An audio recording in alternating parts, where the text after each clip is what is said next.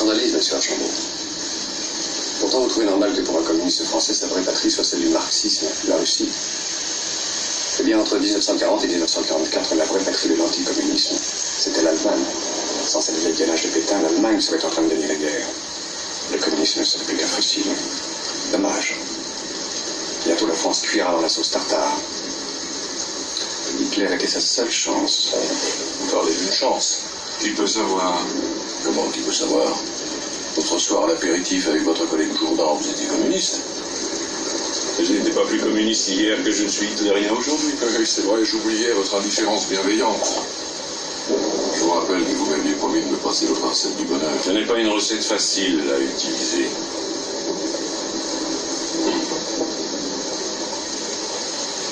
Peut-être. Vous voyez, j'habitais là au 2e étage. Le débarquement avait déjà eu lieu.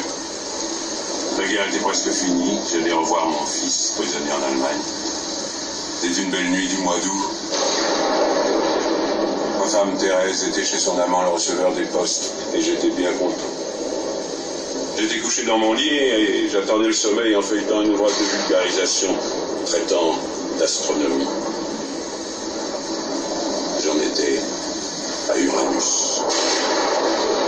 Quand la première vague est arrivée, alors les murs vacillent, les carreaux tombent, la lumière s'éteint. Une explosion plus proche, plus violente, arrache la maison, déchire les murs de la chambre sous une pluie de pierres et de gravats. Moi, je reste recroquevillé, les deux mains agrippées au bord du matelas. Et puis, la vague passe, s'éloigne. J'entends des hurlements de blessés. Et il y a le ciel au-dessus de moi. Un beau ciel profond. Plein d'étoiles. J'ai dû m'endormir peu après ou bien m'évanouir. Au matin, à l'aube, des gens m'ont aperçu couché dans mon lit au 2e étage, sur un morceau de plancher que l'explosion avait épargné. J'ai assisté à votre sauvetage. Ça n'a pas été une petite affaire. Ma femme, elle, était morte dans les bras du receveur des postes. Et depuis, tous les soirs à 11h15, c'est l'heure à laquelle le bombardement avait commencé. Je suis saisi d'un affreux vertige. Le souvenir de cette lecture m'assaille. Malheureuse planète, astre sombre, roulant aux marches de l'infini. Je sens peser en moi la présence réelle d'Uranus.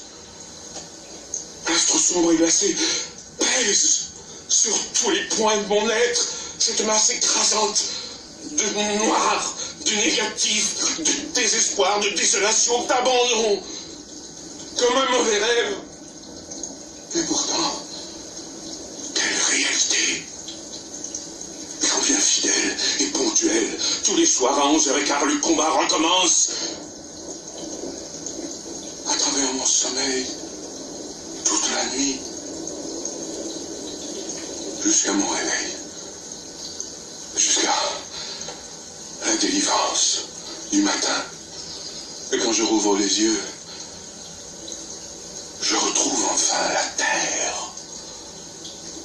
Je reviens dans la patrie des fleurs, des rivières et des hommes. Qu'elle est belle, la terre. Qu'elle est belle, avec ses ciels changeants, ses océans bleus, ses continents, ses îles, ses promontoires. Et toute la vie, toute la sève qui frémit dans sa ceinture et qui monte dans l'air et la lumière. Mon cher Archambault, je vous vois sourire. Et moi, quand mon réveil me délivre, je suis comme le premier homme au matin du monde, dans le premier jardin. Mon cœur se gonfle d'admiration, de joie, de reconnaissance. Je pense aux forêts, aux bêtes, aux corolles, aux éléphants, aux bons éléphants, aux hommes. On ne peut rien penser de plus beau, de plus doux que les hommes. frustration, leurs œuvres de justice, moi, je les vois comme des espiègleries, des turbulences. Est-ce qu'ils n'ont pas des chansons pour leur douleur, leur égoïsme, leur hypocrisie? L'égoïsme d'un homme est tout aussi adorable que celui d'un papillon ou d'un écureuil.